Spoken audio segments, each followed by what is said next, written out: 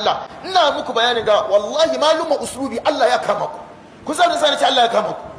kaga shi wanda yayi wakan nan da Dr. Idris ya masa raddin nan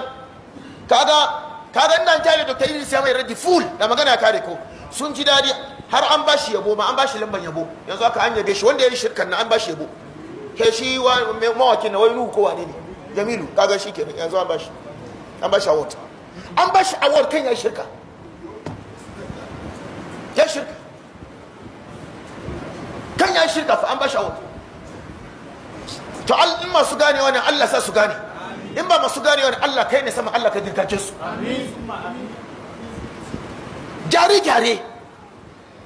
gyare ka gyara murya saboda mutane wai don su ji dadin wazi barin ga maka ba uslubi ne za ka yi su gane ba wani uslubi ne zai jawo mutane abin da ke jawo mutane shine wa Allah ke shirye da mutane shi sa annabi sallallahu ya ce faman yansuruni min Allah ay